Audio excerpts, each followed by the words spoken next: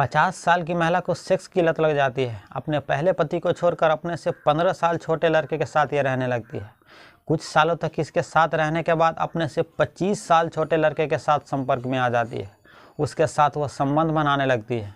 लेकिन एक रोज़ इस महिला का बेरहमी से कत्ल हो जाता है। इस महिला का कौन कत्ल करता है और क्यों कत्ल होता है, आइए कहानी में आगे जानते हैं। नमस्कार दोस्तों, मैं हूं अंकुश। आज की सच्ची कहानी मुंबई के नाला सोपारा की है। नाला सोपारा में एक 50 साल की महिला रहती थी जिसका नाम निर्मला यादव थी। निर्मला यादव अपने से 15 साल छोटे नौजवान लड़के के साथ में रहती थी। उस लड़का का नाम सचिन यादव था।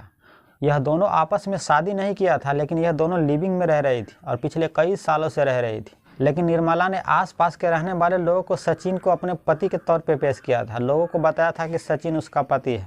निर्मला यादव पहले से ही शादीशुदा थी और उसके पहले शादी से 4 बेटियां थी और चारों बेटियां निर्मला के साथ में ही रहती थी, सचिन के साथ। यह महिला छोटी मोटी दुकान भी किया करती थी जिसमें बीड़ी, सिगरेट, तंबाकू आदि बेचा करती थी। तारीख थी 15 जनवरी 2020। यह महिला अपने चारों बेटियां और सचिन से कहती है कि वह शादी पार्टी में शामिल होने के लिए पुणे जा रही है। वह अपने घर से निकलने के बाद एक पड़ोसन से भी मिलती है। वह अपने पड़ोसन से कहती है कि एक पर्ची पे तुम अपना मोबाइल नंबर लिख कर दो। निर्मला पढ़ी लिखी नहीं थी, लेकिन वह मोबाइल फ़ोन रखी हुई थी।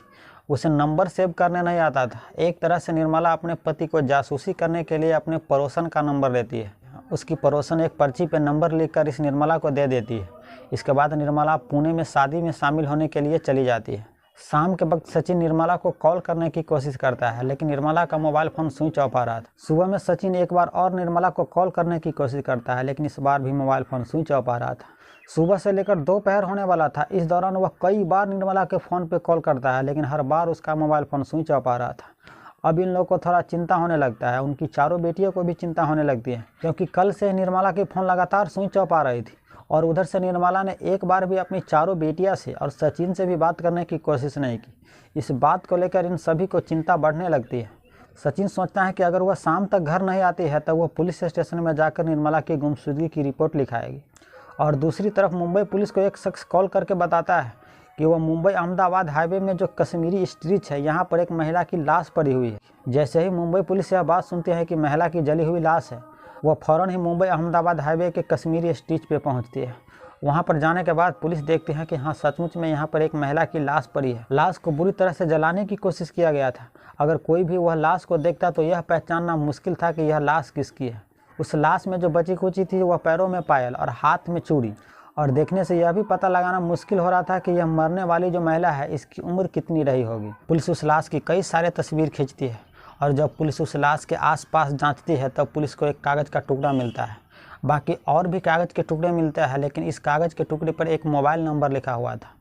पुलिस को उस नंबर के बारे में बिल्कुल भी पता नहीं थी कि यह नंबर जो मरने वाली महिला है इसकी है या किसी और की है। पर्ची पे जो नंबर लिखा हुआ था पुलिस उस पर कॉल करती है, तब उधर से एक महिला ही फ़ोन उठाती है। उस महिला को इस लाश के बारे में सारी बात बताती है। उस लाश की फ़ोटो भी पुलिस उस महिला को व्हाट्सएप के जरिए भेजती है। उधर से वह महिला इस लाश की फ़ोटो देखकर यह शक जताती है कि यह मेरे पड़ोसन निर्मला यादव की लाश हो सकती है, क्योंकि वह 1-2 रोज़ पहले ही अपने घर से गई है। और आप जो बता रहे हो कि उस लाश के पास यह पर्ची मिली है, वह पर्ची मैंने ही अपनी नंबर लेकर निर्मला यादव को दी थी। हो सकता है कि वह लाश निर्मला यादव की हो। पुलिस उस महिला से पूछती है कि आप कहाँ से बोल रही हो, तब वह महिला कहती है कि मैं नाला सोपारा से बोल रही हूँ। पुलिस बगैर देरी किए हुए नाला सोपारा में आती है, जहाँ पर निर्मला अपनी चारों बेटी और सचिन के साथ में रहती थी। पुलिस सबसे पहले सचिन से ही पूछती है।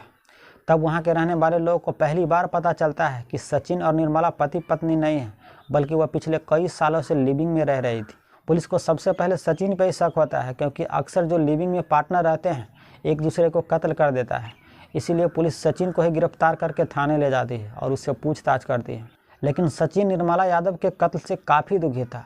वह काफ़ी अफसोस भी जता रहा था। पुलिस सचिन से कई घंटों तक पूछताछ करती है और कई पुलिस वाले सचिन से पूछताछ करती है। जिस तरह से सचिन पुलिस का हर सवाल का जवाब दे रहा था, पुलिस को लगने लगता है कि निर्मला के कत्ल में सचिन का हाथ नहीं हो सकता है। तब पुलिस सचिन से कहती है कि बताओ, निर्मला आखिरी बार क्या कह के अपने घर से निकली थी।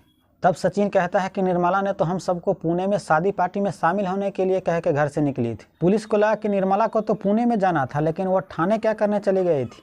तब पुलिस सचिन से निर्मला का मोबाइल नंबर लेती है और उसके मोबाइल फ़ोन की CDR निकालती है।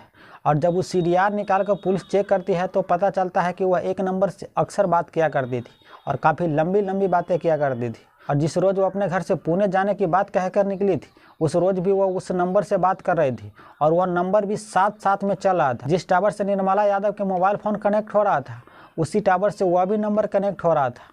इससे यह पता चल रहा था कि जिस रोज़ निर्मला यादव अपने घर से निकली थी, वह अकेली नहीं निकली थी, बल्कि वह जो नंबर जिसका था उसके साथ में निर्मला यादव निकली थी। पुलिस उस नंबर के बारे में पता लगाती है, तब पता चलता है कि वह नंबर 25 साल के नौजवान लड़के का है और उस लड़के का नाम अबरार शेख है। वह मूलतः कर्नाटक के रहने वाला था, लेकिन वह मुंबई के नालासोपारा में ही रहता था। जब पुलिस इस अबरार शेख के घर पर जाती है, तब पता चलता है कि वह भी 15-16 तारीख से घर वापस नहीं आया है। जिस तरह से अबरार शेख अपने घर से 15-16 तारीख से ही गायब था, अब पुलिस को पक्का यकीन हो जाता है कि निर्मला यादव के कत्ल में अबरार शेख का ही हाथ है। नालासोपारा में जो अबरार शेख के रिश्तेदार सब था, उसने बताया कि वह अपने घर कर्नाटक गुलबर्गा में चला गया होगा। तब पुलिस उसके घर पे कॉल करके उसके रिश्तेदारों को धमकाती है और कहती है कि जल्द से जल्द अबरार शेख को मुंबई में भेजो। अगर वह जल्द से जल्द मुंबई में नहीं आता है, तब इसके सारे रिश्तेदार को थाने जेल में बंद कर दूंगा। इस तरह के पुलिस जब उसके घर पे धमकी देती है, इस धमकी से अबरार शेख डर जाता है। इसके बाद वह मुंबई के नालासोपारा में आ जाता है, जहां से पुलिस उसे गिरफ्तार करके थाने में ले जाती है और उससे पूछताछ करती है। तब वह कबूल करता है कि हाँ, उसी ने ही निर्मला यादव का कत्ल किया है। पुलिस उससे पूछती है कि तुमने कत्ल क्यों किया और कैसे किया। तब अबरार शेख बताता है कि निर्मला से उसकी मुलाकात 1 साल पहले हुई थी। वह उसी के दुकान पर सिगरेट पीने के लिए अक्सर आता था और इसी दौरान उन दोनों के बीच में पहले दोस्ती हुई।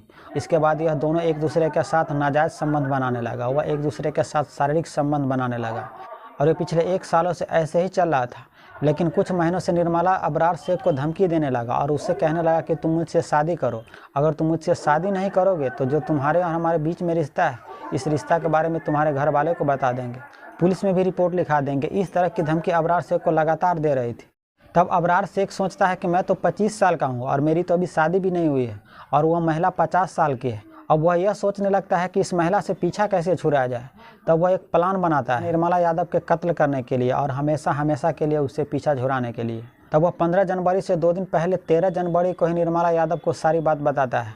अबरार शेख निर्मला को कहता है कि हम लोग यहाँ से दूर जाकर दूसरी जगह शादी करेंगे। तुम अपने घर में यह कहना कि मैं शादी पार्टी में शामिल होने के लिए पुणे में जा रही हूँ। इस तरह की बात तुम अपने घर में कहना और कपड़े भी साथ में रख लेना। हम लोग 15 तारीख को यहाँ से निकलेंगे। 15 जनवरी 2020 को निर्मला अपने घर में यही कह के निकलती है कि वह शादी में शामिल होने के लिए पुणे में जा रही है। असल में निर्मला यादव तो अपने से 25 साल छोटे लड़के से शादी करने के लिए निकली थी। अबरार पहले से ही खौफनाक इरादों के साथ निर्मला का वह इंतजार कर रहा था। वह साथ में पेट्रोल भी ले गया था और माचिस भी ले गया था। वह निर्मला को कॉल करके मुंबई अहमदाबाद के हाईवे पे बुलाता है। कश्मीरी स्ट्रीट जगह पे वह झाड़ी में किसी बहाने से निर्मला को अंदर में ले जाता है। वहां पर ले जाने के बाद सबसे पहले निर्मला का वह गला दबा कर कत्ल करता है। इसके बाद निर्मला यादव जो अपने साथ में बैग लेकर गई थी, उसमें कपड़े भी रखी थी और साथ में वह पर्ची भी रखी हुई थी जो अपने पड़ोसन से मोबाइल नंबर लिखा कर रखी हुई थी। अबरार शेख उस बैग को खोलकर निर्मला यादव के लाश पे वह कपड़ा रखने लगता है।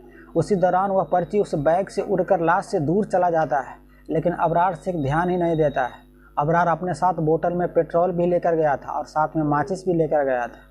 उस कपड़े पर वह पेट्रोल डालता है, इसके बाद उसमें माचिस से आग लगा देता है। उसे विश्वास था कि वह कभी पकड़ा नहीं जाएगा, लेकिन निर्मला ने जो अपने पड़ोसन से मोबाइल नंबर पर्ची पे लिखाया था, अगर वह भी पर्ची साथ में जल गई होती तो शायद इस निर्मला के कत्ल के बारे में पुलिस को पता भी नहीं चल पाती। तो दोस्तों, यह थी आज की सच्ची कहानी। इस कहानी के बारे में आप क्या कहना चाहते हैं, आप कमेंट करके प्लीज़ बताइए। हम आपसे एक ऐसे ही सच्ची कहानी के साथ मिलते हैं। तब तक आप अपना बहुत सारा ख्याल रखिए। जय हिंद, जय भारत।